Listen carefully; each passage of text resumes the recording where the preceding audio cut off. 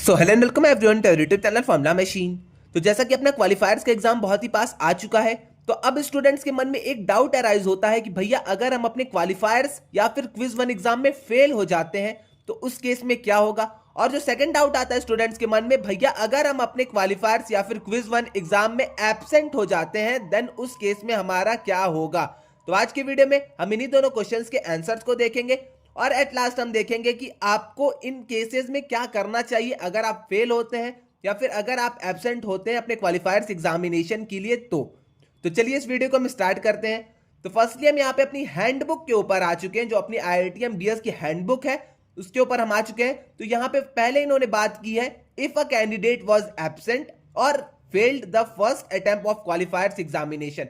तो पहले यहाँ पे हम क्वालिफायर्स स्टूडेंट्स की बात करेंगे, अभी क्विज वन वालों को हम साइड में रखते हैं। पहले हम क्वालिफायर्स स्टूडेंट्स की बात करेंगे, अगर वो फेल हो जाते हैं या फिर अगर वो एब्सेंट हो जाते हैं अपने क्वालिफायर्स के एग्जाम में तो क्या होगा।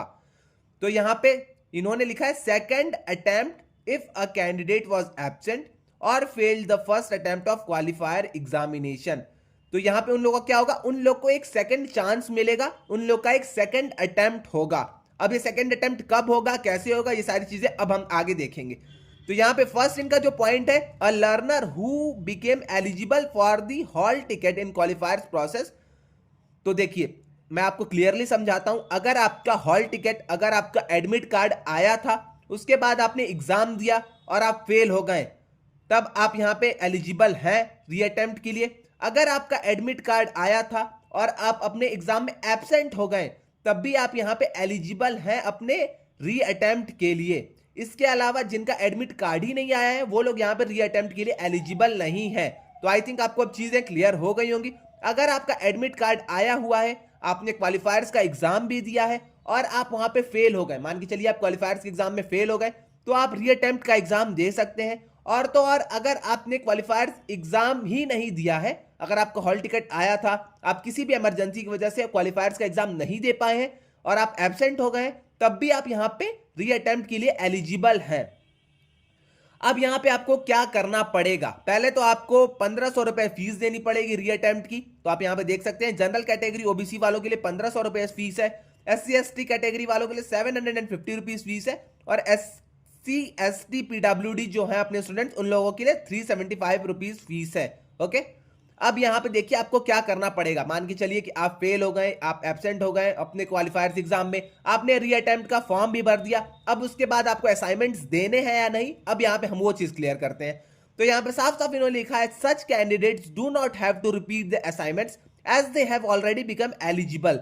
तो आप यहां पे एलिजिबल है, आपको असाइनमेंट्स रिपीट करने की बिल्कुल भी जरूरत नहीं है। आपके पास फिर से 4 वीक का कंटेंट आएगा, आप इस बार बस जाके अपने क्वालिफायर्स एग्जाम को देके उसमें पास हो जाइएगा। आपको यहाँ पे असाइनमेंट्स रिपीट करने की बिल्कुल भी जरूरत नहीं है। तो ये आप बात एकदम ध्यान से सुन लीजिए, अगर आप क्वालिफायर्स एग्जाम में एब्सेंट होते हैं, अगर आप क्वालिफायर्स एग्जाम में फेल होते हैं, तो आपको यहाँ पे असाइनमेंट्स देने की बिल्कुल भी जरूरत नहीं है। ओके, तो यहाँ पे वही चीज लिखी गई है। आगे इन्होंने लिखा है, this reattempt application form will be open up immediately after the qualifiers result are announced. तो जैसे ही अपने क्वालिफायर्स के रिजल्ट आएंगे, उसके बाद आपका रीअटेम्प्ट का फॉर्म स्टार्ट हो जाएगा। तो अगर आपको रीअप्लाई करना है, रीअटेम्प्ट के लिए अप्लाई करना है, तो आप 1500 रुपीज दे के क्वालिफायर्स एग्जाम के बाद उसके लिए अप्लाई कर सकते हैं।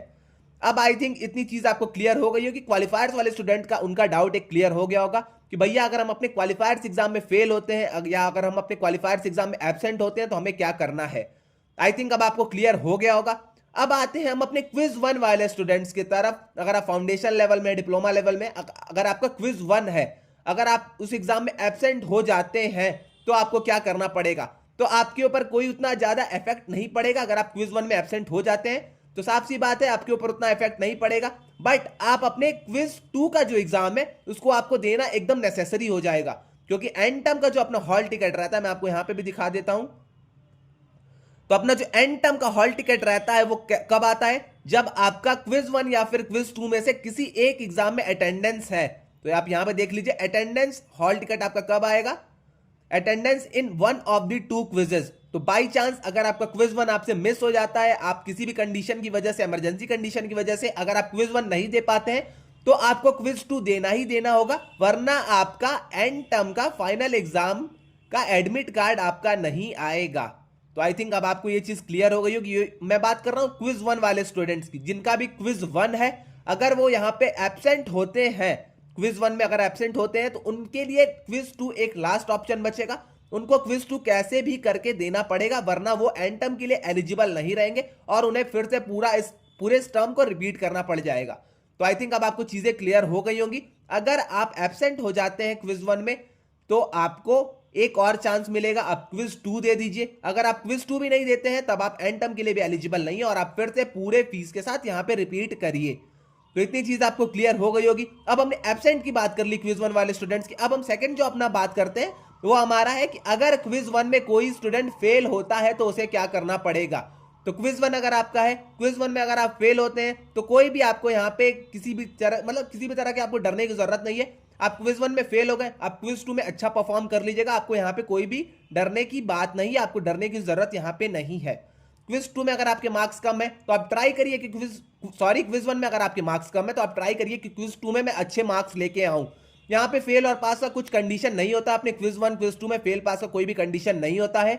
तो अगर आप बस यहाँ पे अपीयर किए हैं, अगर आप फेल भी हो गए तब भी यहाँ पे कोई भी आपको दिक्कत होने वाली नहीं है। बट आप ट्राई करिएगा कि अपने क्विज 2 में अच्छे मार्क्स आ जाएं, जिससे कि आपके सीजीपीए बूस्ट हो जाए। तो आई थिंक अब आपको सारी चीज क्लियर हो गई होगी। मैंने आपको यहाँ पे क्वालिफायर्स एग्जाम वालों का भी बता दिया, मैंने आपको यहाँ पे क्विज 1 वाले स्टूडेंट्स का भी बता दिया है। तो क्वालिफायर्स के अगर आप स्टूडेंट हैं, अगर आप यहाँ पे फेल हो जाते हैं या फिर अगर आप यहाँ पे एब्सेंट हो जाते हैं, तो आपको रीअटेम्प्ट का एग्जाम देना पड़ेगा। रीअटेम्प्ट के लिए आपको 1500 रुपए दे के फिर से अप्लाई करना पड़ेगा। रीअटेम्प्ट का जब आप एग्जाम देंगे तो आपको असाइनमेंट्स देने की बिल्कुल भी जरूरत नहीं है। ये अपनी क्वालिफायर स्टूडेंट्स की बात हो गई। और वहीं अगर क्विज 1 वाले अपने स्टूडेंट्स हैं, तो क्विज 1 वाले स्टूडेंट्स अगर एब्सेंट हो जाते हैं तो उनके पास एक लास्ट ऑप्शन बचता है कि वो क्विज 2 अपना एग्जाम कैसे भी करके दें। क्विज 2 का एग्जाम उनको कैसे भी करके देना पड़ेगा। अगर वो क्विज 2 में भी एब्सेंट हो जाते हैं तब उनका हॉल टिकट नहीं आएगा, और अगर उन्होंने क्विज 2 दे दिया देन वेल एंड गुड, उनका हॉल टिकट भी आ जाएगा, एंड टर्म एग्जाम वो देने के लिए एलिजिबल हो जाएंगे। ओके, तो आई थिंक अब आपको सारी चीज क्लियर हो गई होगी। क्विज 1 के अपने फेल पास से मैटर नहीं करता है। क्विज 1 में अगर आप फेल भी हो जाते हैं तब भी आपको कोई दिक्कत नहीं होने वाली है। फेल होने के बाद भी अगर आप क्विज 2 में अच्छा परफॉर्म करते हैं तब भी आपकी सीजीपीए अच्छी ही रहेगी। बस यही है कि आप अच्छा एग्जाम में जाके परफॉर्म करिएगा। और मेरे तरफ से अगर मैं आपको सजेशन दूं तो क्विज 1 आपका थोड़ा सा इजी आता है, तो क्विज 1 में आप ट्राई करिए कि कैसे भी आप करके क्विज 1 का एग्जाम दे दीजिए। क्विज 1 का अगर बहुत ज्यादा इमरजेंसी कंडीशन नहीं है, अगर आप आउट ऑफ स्टेशन नहीं है, अगर आपकी हालत एग्जाम देने वाली नहीं है, तब वो अलग बात है। वरना आप फुल्ली ट्राई करिएगा कि क्विज 1 का एग्जाम दे दीजिए, क्योंकि क्विज 1 में आपके मार्क्स अच्छे आते हैं। क्विज 1 का अपना 4 वीक्स का सिलेबस रहता है, तो थोड़े से आसान चीजें रहती हैं।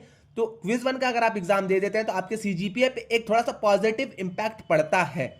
तो आई थिंक अब आपको सारी चीज क्लियर हो गई होगी। आप ट्राई करिएगा, क्विज 1 का भी एग्जाम दीजिए, क्विज 2 का भी एग्जाम दीजिए। फेल कर गए पास कर गए इससे मैटर नहीं है, बट आप ट्राई करिएगा कि आप दोनों एग्जाम दें कैसे भी करके। ओके, तो आज के लिए इतना ही रहने देते हैं। अगर आपको इसके रिगार्डिंग कोई और डाउट आता है तो आप आके कमेंट सेक्शन में मुझसे पूछ सकते हैं, वरना आप हमारा व्हाट्सएप डिस्कशन ग्रुप ज्वाइन कर लीजिएगा। लिंक मैंने उसकी डिस्क्रिप्शन में आपको दे दी है।